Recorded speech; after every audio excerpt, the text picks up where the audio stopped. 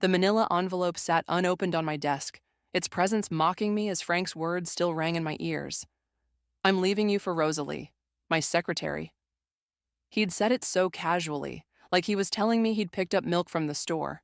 I'm Lillian, and until exactly 47 minutes ago, I thought I was living the American dream. Successful husband, beautiful daughter in college, and a secret tech startup that was about to change everything. Now, I was just another statistic, a woman being left for someone younger. Mom? Jayla's voice crackled through my phone speaker. Dad just texted me something weird. Are you okay? My fingers trembled as I gripped the phone tighter. Can you come over, sweetie? We need to talk. I'm already on my way. While waiting for Jayla, I finally picked up the envelope. Inside was a letter from Griffin, one of Silicon Valley's most prominent investors, expressing interest in my startup. The irony wasn't lost on me, my greatest professional triumph arriving alongside my greatest personal failure. The doorbell rang, and I opened it to find not just Jayla, but Eloise too. My best friend must have heard the news through our mutual contacts. Oh, honey, Eloise said, pulling me into a hug. I came as soon as I heard. Jayla stood behind her, eyes wide with concern. Mom, what's happening?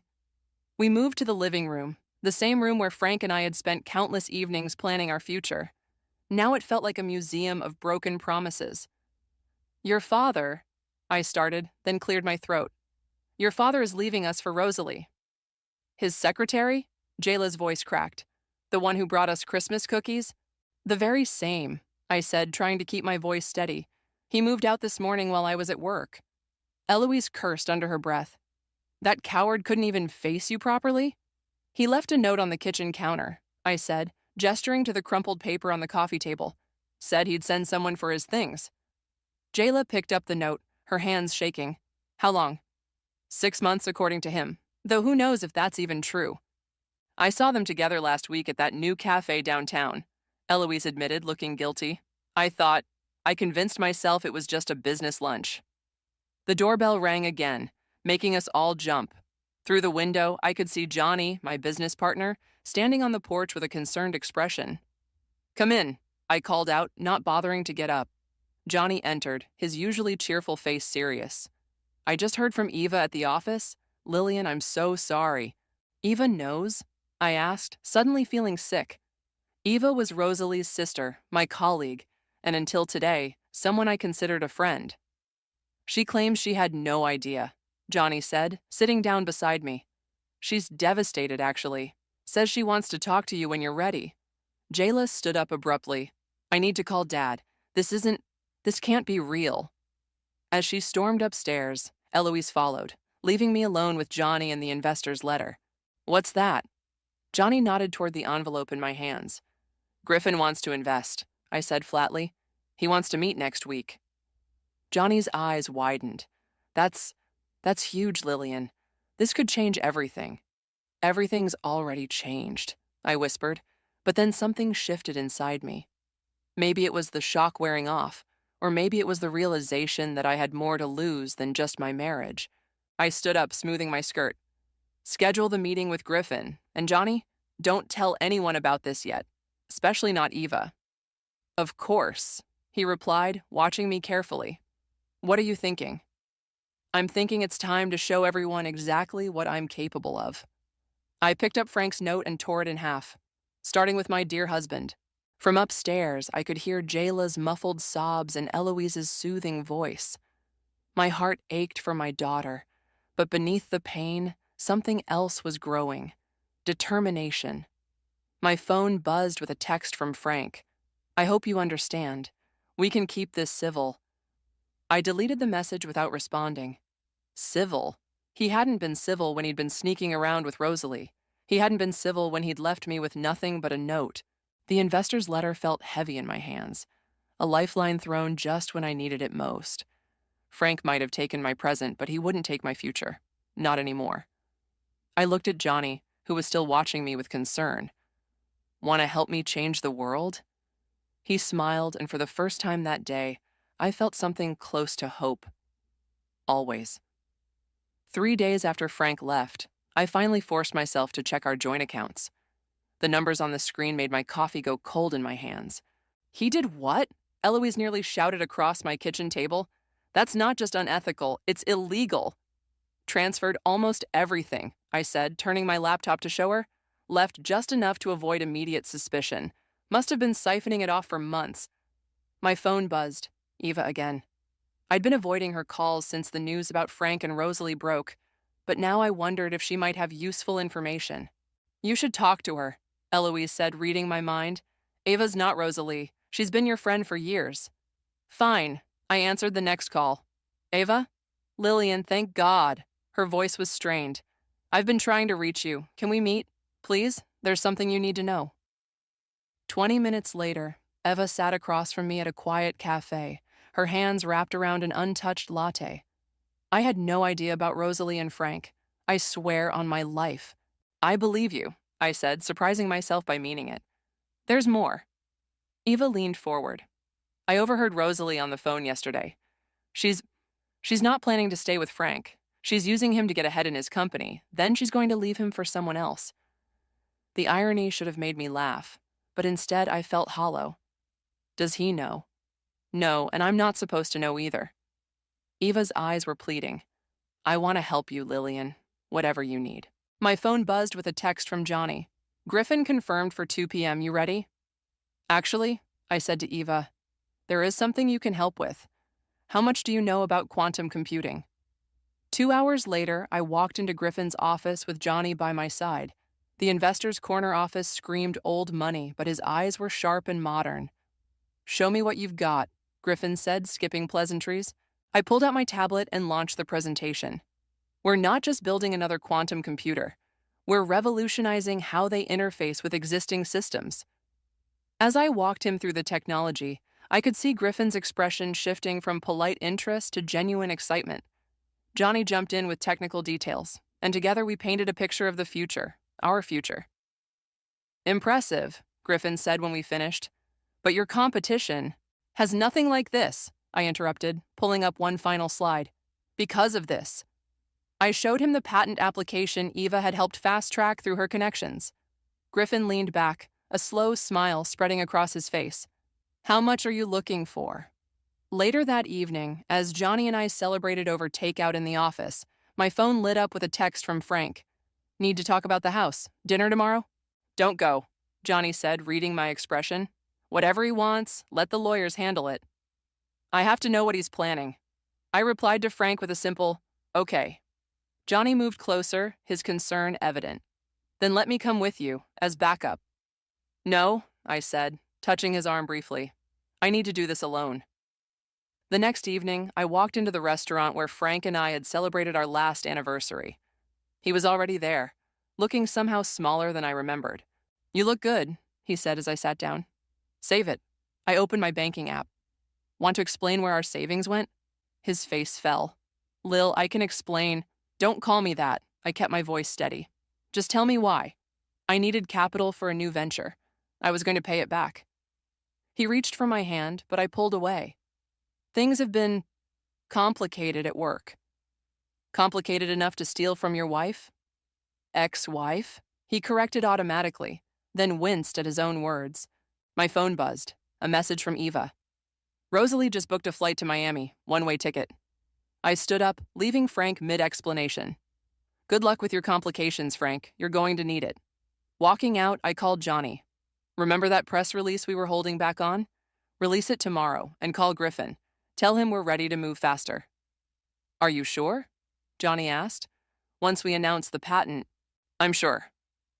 I got into my car, watching Frank through the restaurant window as he sat alone, staring at his phone.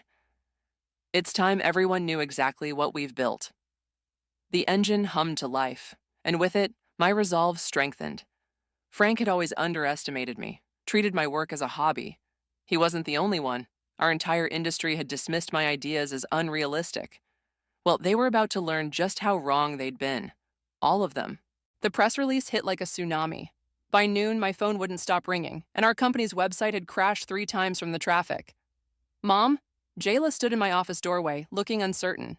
I saw the news. Why didn't you tell me? I gestured for her to come in, closing my laptop. I wanted to protect you from all this. I'm not a kid anymore. She sat down, fiddling with her bracelet, a nervous habit she'd inherited from me. Dad called. He sounds scared. He should be. I pulled up an email on my screen. Look what Eva just sent me.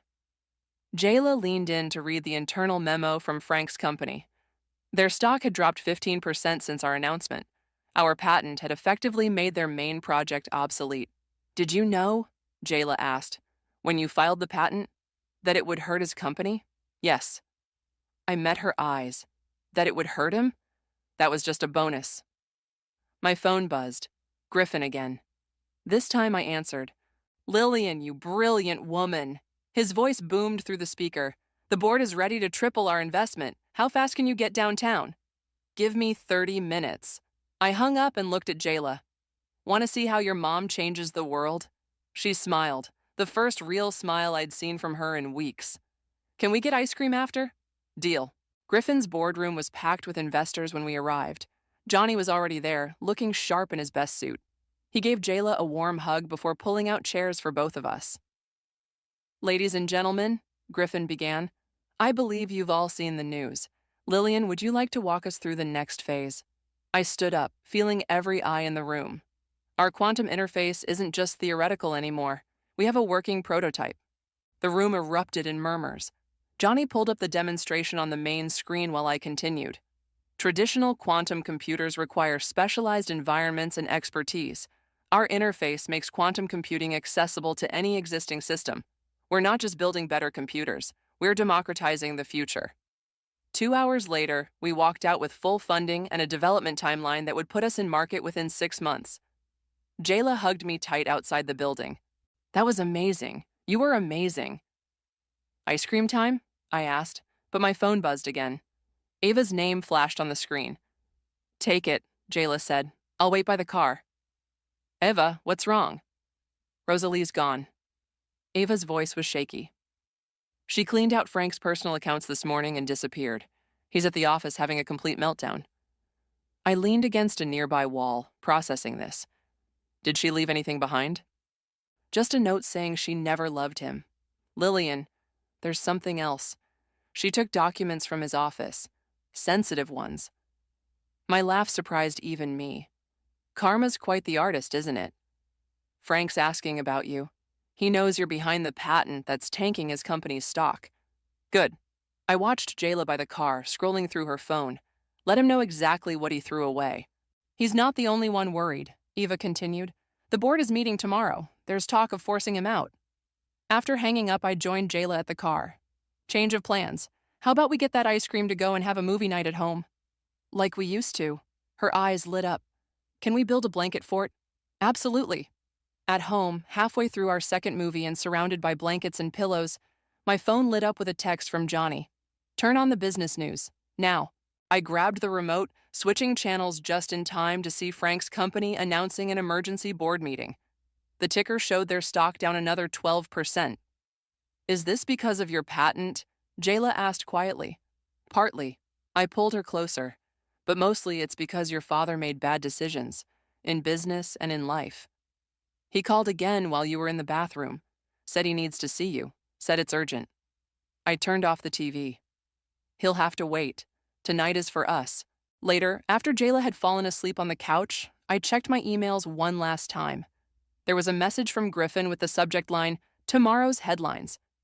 Attached was an advance copy of a major tech magazine's article about our company. The title read, The Future of Computing, How One Woman's Vision Could Change Everything. I closed my laptop and looked at my sleeping daughter, thinking about legacy and karma and the strange ways life balances its books. Frank had tried to leave me with nothing. Instead, he'd freed me to become everything I was meant to be. My phone buzzed with another message from him. Please, I need your help. I turned off my phone without replying. Tomorrow would bring its own challenges, but tonight, in our blanket fort, we were safe. We were whole. We were enough. The stack of papers Ava had just handed me felt like dynamite in my hands. Financial records, unauthorized transactions, falsified reports, all bearing Frank's signature. He's been cooking the books for years, Ava said, her voice barely above a whisper in my office. Rosalie didn't just take his money. She took his insurance policy against prosecution. Does he know you found these copies? Eva shook her head. I made these before she left. I knew you'd need them. My desk phone buzzed. Lillian, Johnny's here with the prototype team, my assistant announced. Send them in. I turned to Eva. Thank you for everything. The next hour was a blur of technical discussions and timeline adjustments. Our prototype was exceeding expectations, but Johnny looked worried. What's wrong? I asked when the team left. Griffin called. Frank's been trying to reach him, claiming we stole intellectual property from his company. I pulled out the documents Eva had brought. Let him try. Look what I just got. Johnny's eyes widened as he read. This could put him in prison. I know. I stood up, walking to the window. That's not what I want. What do you want? Before I could answer, my phone lit up with a text from Jayla. Dad's at my dorm. He's drunk. I have to go, I told Johnny, grabbing my keys. Call Griffin. Tell him to meet us tomorrow morning. And Johnny, bring the prototype. I found Frank sitting on the steps outside Jayla's dorm, his tie loose and hair disheveled. She won't see me, he slurred. My own daughter. Get in the car, Frank. I helped him up, ignoring the stares from passing students. You're making a scene. Everything's gone, he mumbled as I drove. Rosalie, the company, you, all gone. You did this to yourself. I know. He pressed his forehead against the window. The board voted this morning. I'm out, effective immediately. I pulled into a coffee shop parking lot. Why are you telling me this? Because you won. He turned to face me, his eyes red. You destroyed everything I built. No, Frank, you destroyed it. I just built something better. They're investigating me. The SEC, the board, they found irregularities. I know. I handed him a coffee from the drive-thru. Sober up. Go home. Call your lawyer. Home? He laughed bitterly. Rosalie sold the condo before she left. Did you know that? She had power of attorney.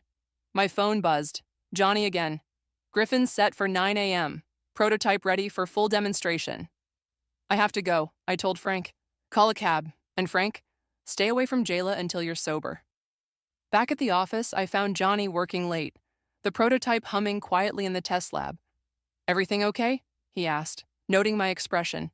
No, but it will be. I sat down beside him. Show me where we are. As Johnny walked me through the latest improvements, I felt the weight of the day lifting.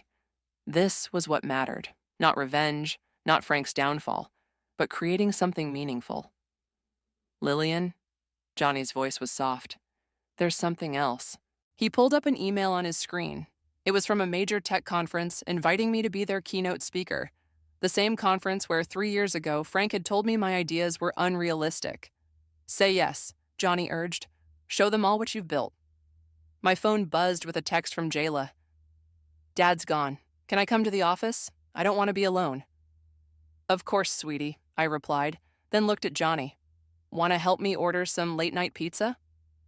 An hour later, Jayla sat cross-legged on my office floor, watching in awe as Johnny demonstrated the prototype. So, this is what you've been working on all these years? She asked, while Dad was saying it was just a hobby. This is it. I joined her on the floor. What do you think? I think, she smiled. I think he never deserved you, Mom. My phone lit up with another text. Eva this time. Board meeting tomorrow. They're announcing Frank's replacement. You should be there. I showed the message to Johnny, who grinned. Perfect timing for our demonstration to Griffin. Looking at my daughter and my closest friend, surrounded by the technology we'd built and the future we were creating, I felt something shift inside me. This wasn't about destroying Frank anymore.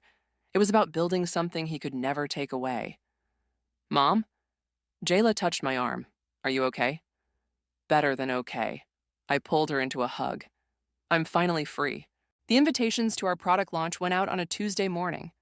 I saved Frank's for last, my cursor hovering over his email address for a full minute before clicking send. Are you sure about this? Johnny asked, watching me from across my desk. Inviting him could backfire. I want him there. I closed my laptop. I want him to see exactly what he walked away from. My phone buzzed. Eloise was calling. Have you seen what Rosalie just posted? I pulled up social media and felt my stomach clench. There she was, on a yacht in Miami with some tech billionaire, wearing a bikini that probably cost more than Frank's monthly salary. She works fast, I muttered. That's not all, Eloise continued. Check your email. A new message had just arrived, from Rosalie herself. The subject line read, About your launch event. Don't open it, Johnny warned. But I already had. Dear Lillian, I read aloud. Congratulations on your success. I'd love to attend your launch and show there are no hard feelings. After all, we both know Frank wasn't worth fighting over. Best wishes, Rosalie. Johnny cursed under his breath. She's trying to provoke you. She succeeded. I typed a quick reply. Looking forward to seeing you there. Lillian, no. But I'd already hit send. The office door opened and Griffin strode in, his usual confidence tempered by concern. We need to talk about security for the launch. I'm hearing rumors. What kind of rumors? Frank's been making calls, telling people your technology is stolen. He's desperate, which makes him dangerous. My phone lit up with a text from Eva. Rosalie's back in town. She's meeting with Frank's former board members. Let them come, I said, standing up. All of them. It's time to end this. The next few days were a whirlwind of preparations. The prototype was perfected, the presentation rehearsed, and the venue secured. But something felt off about Johnny. I found him alone in the lab late one night, staring at the prototype. Want to tell me what's wrong? Nothing's wrong. He didn't meet my eyes. Everything's perfect. Johnny. He finally looked at me. I worry that this is still about him, about Frank. It's not, isn't it? He stepped closer. You're inviting him, and Rosalie, and everyone who ever doubted you. This isn't just a product launch anymore, Lillian. It's a statement. Maybe I need to make one. Or maybe, he touched my arm gently, you need to let go. Before I could respond, my phone buzzed. Jayla was calling. Mom, Dad's here again. He's saying crazy things about your company, about stolen patents. I'm on my way. I grabbed my keys, but Johnny stopped me. Let me come with you. When we arrived at Jayla's dorm, Frank was pacing the parking lot, waving a stack of papers. There you are, he shouted when he saw me. Tell them how you stole my research. Your research? Johnny stepped between us. You never believed in this technology. You called it a fantasy. Stay out of this. Frank tried to push past him. She's using my work. No, Frank. I kept my voice steady. I'm using mine. The work you dismissed, remember? The projects you called my cute little hobby? Security's coming, Jayla announced, appearing behind us. I called them. Frank's face crumpled. Jayla, Princess, don't. She moved closer to me. Just go, Dad. Please. As campus security approached, Frank backed away, still clutching his papers. This isn't over, Lillian. Actually, it is. I pulled out an envelope. Your invitation to the launch. Come see for yourself what I've built, what I've always been capable of. Later that night, after getting Jayla settled, Johnny and I sat in my car in silence. You're right, I finally said. This isn't just about the technology anymore. I know. He took my hand. Just don't let it consume you. You're better than revenge. My phone lit up with another message from Rosalie. Looking forward to the show. Hope you don't mind. I'm bringing a date. I showed Johnny the message, then deleted it. The launch is in 3 days. Everything has to be perfect. It will be. He squeezed my hand. But Lillian, after this is over, maybe we could... Mom? Jayla tapped on the window. Can we get some ice cream? I looked at Johnny, saw the unspoken words in his eyes, and felt something shift in my chest. Ice cream sounds perfect. Want to join us? His smile was answer enough. As we walked toward the ice cream shop, I deleted Frank's contact from my phone. The launch would be my final statement, but maybe Johnny was right. Maybe after that, it would be time to let go. 24 hours before the launch, everything went wrong. What do you mean Griffin's having doubts? I gripped my phone tighter, pacing my office. The demonstration is tomorrow. He received some documents, Johnny explained, his voice tense. Anonymous source. They're making him nervous? Frank. The name tasted bitter. It has to be. My computer pinged with an urgent email. Our main investor was requesting an emergency meeting. Now. I have to go, I told Johnny. Get the prototype ready. We're doing a private demo for Griffin in 1 hour. The elevator ride to Griffin's office felt endless.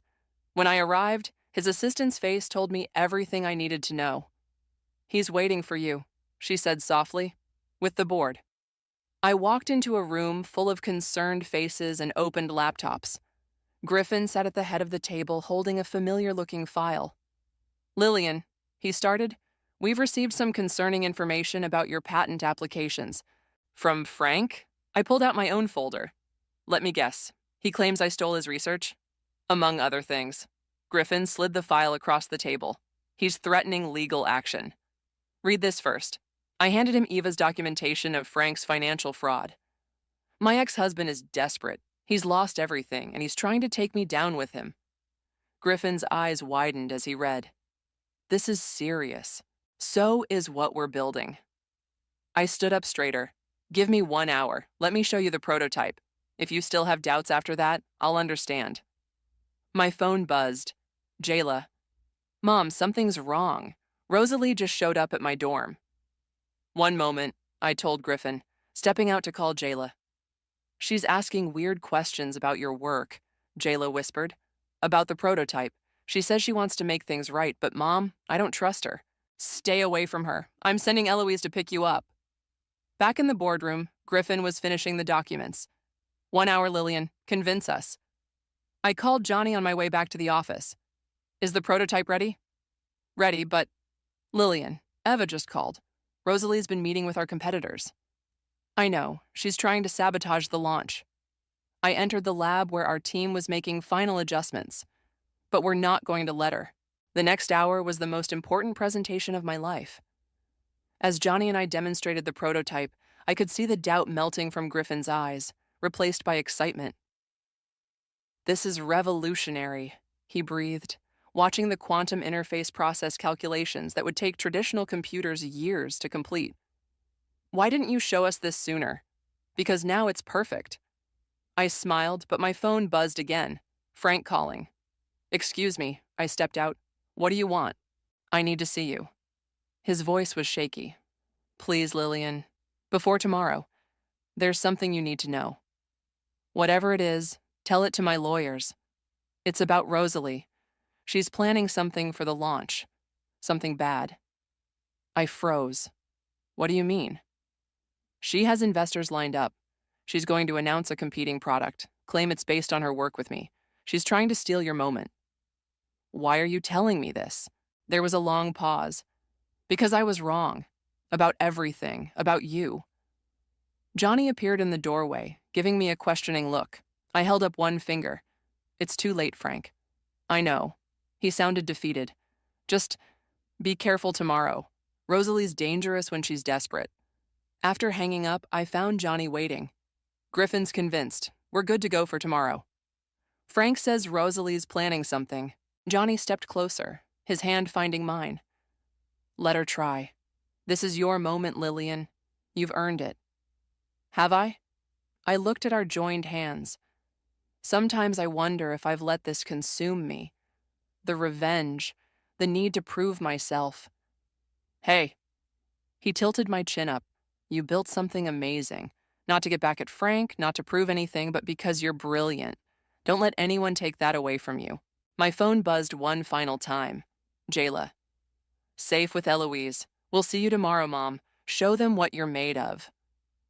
Looking at that message, then at Johnny, I felt the weight of tomorrow pressing down. The launch would either be my greatest triumph or my most public failure. But standing there, with Johnny's hand in mine and our prototype humming behind us, I realized something important. I was ready. For whatever came next. For success or failure, for Rosalie's schemes, for Frank's regrets, for Johnny's unspoken feelings, for all of it. "Let's run through the presentation one more time," I said, squeezing Johnny's hand before letting go. Tomorrow would change everything, one way or another. The auditorium buzzed with anticipation. Through the curtain, I could see Rosalie in the front row, wearing a red dress that screamed for attention. Frank sat near the back, looking smaller than I remembered. Griffin paced the side aisle, checking his phone. 5 minutes. Johnny squeezed my shoulder. "You ready?" "Born ready." I adjusted my microphone. "Where's Jayla?" "Here, Mom." My daughter appeared backstage, followed by Eloise. The prototype's all set up. We tested it 3 times. Eva rushed in, breathless. Rosalie's up to something. She keeps texting someone and she has a USB drive. Let her try. I hugged Jayla tight. This is our moment. The lights dimmed and Griffin took the stage. Ladies and gentlemen, thank you for joining us. Today, we're witnessing history. As he introduced me, I caught Frank's eye. He mouthed something that looked like, I'm sorry, but I was already walking onto the stage, into the spotlight. 3 years ago, I began, someone told me my ideas were unrealistic, that quantum computing would never be accessible to everyday systems. I paused, letting my gaze sweep the audience. Today, I'm going to prove them wrong. The presentation flowed perfectly. The prototype performed flawlessly, drawing gasps and applause as it demonstrated capabilities that seemed like magic, but were pure science. Then Rosalie stood up. Question, she called out, not waiting to be acknowledged. Isn't this technology remarkably similar to what Frank's company was developing? Before I could respond, Johnny stepped forward with a remote. Actually, let's address that. He pulled up a split screen showing both systems. As you can see, our approach is fundamentally different. But the base code, Rosalie started, was written by me, I interrupted, 2 years before Frank's company even considered quantum computing. We have the documentation to prove it. She pulled out her USB drive. I have evidence. Of what? Eva stood up from her seat.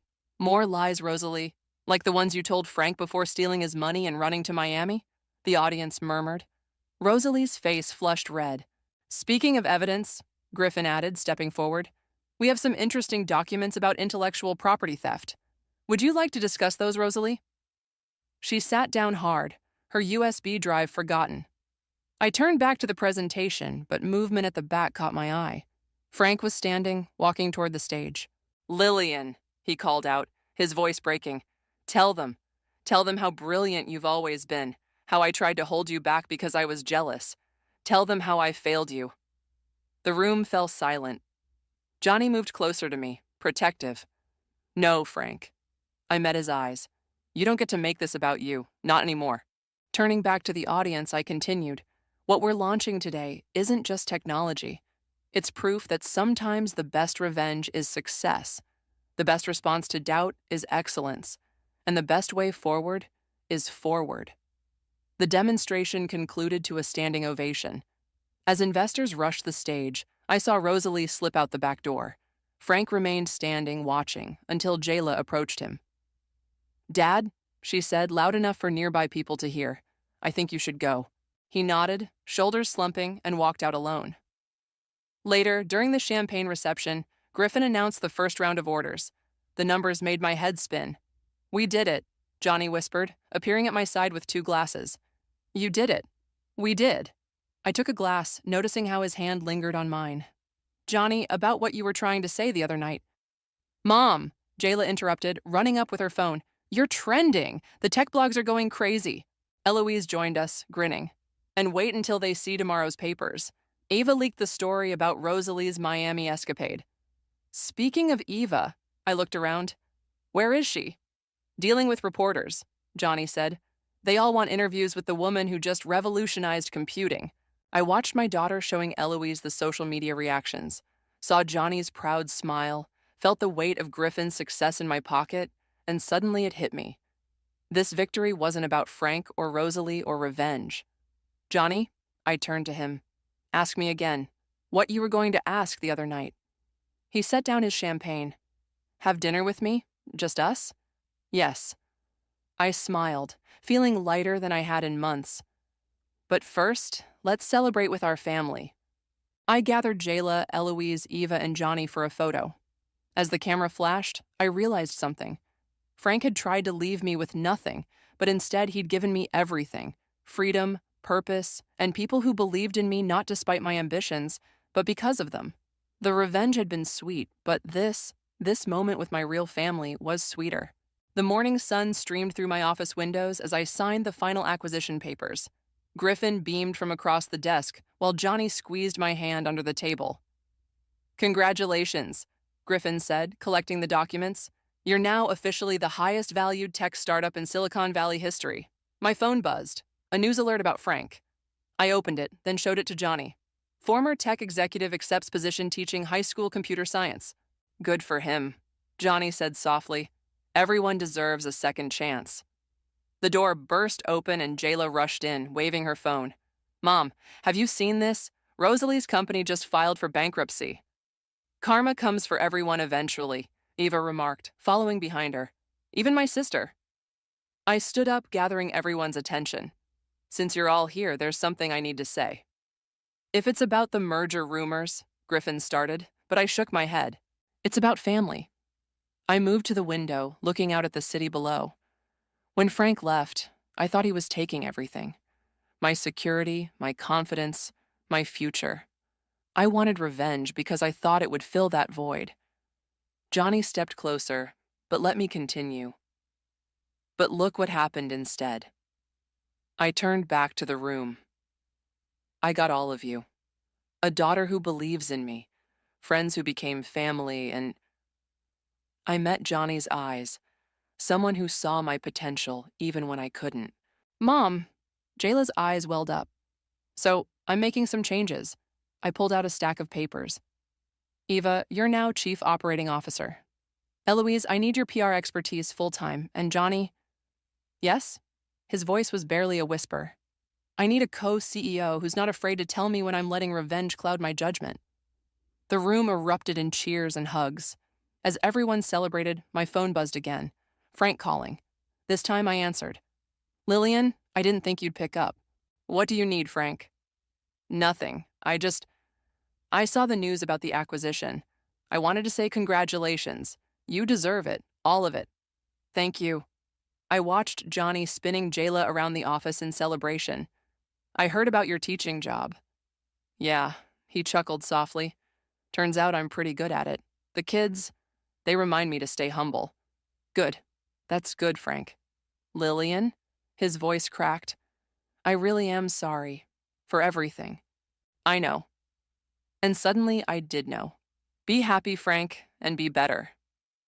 After hanging up, I joined the others. Eloise was already planning the press conference. Ava was reorganizing org charts, and Griffin was calling his contacts. But Johnny pulled me aside. You okay? Better than okay. I touched his cheek. I'm free. Free enough for dinner tonight? Actually, I grinned. I have a better idea. That evening, I hosted a dinner at my house. Not a business dinner or a networking event, but a family dinner. Jayla helped cook, Eloise brought wine, Eva made her famous dessert, and Johnny arrived early to help set up. As we sat around my dining table, laughing and sharing stories, I realized something profound. Revenge hadn't made me whole. This had.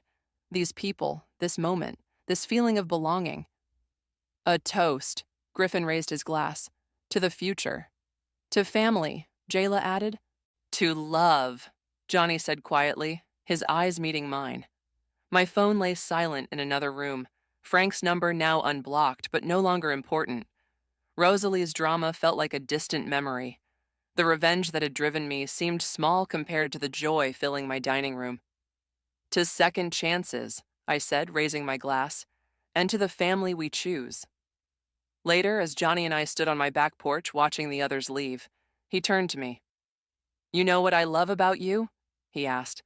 My brilliant mind, my successful company, my excellent taste in co-CEOs. Your heart. He pulled me close. Even after everything, you found a way to let go of the anger without losing yourself. Inside, Jayla was FaceTiming her new boyfriend. Eloise and Eva were planning a girls' trip, and Griffin was leaving voicemails about tomorrow's meetings. The sound of their voices, the warmth of Johnny's embrace, the peace in my heart. It was all so far from where I'd been when Frank first left. Ready to go inside? Johnny asked. I looked up at him, at the life waiting for me through those doors, and smiled. I'm ready for everything. Because that's the thing about revenge. Sometimes it leads you exactly where you need to be, even if it's not where you thought you were going. And sometimes the best revenge isn't revenge at all. It's finding your own happiness, on your own terms, with the people who choose to stay.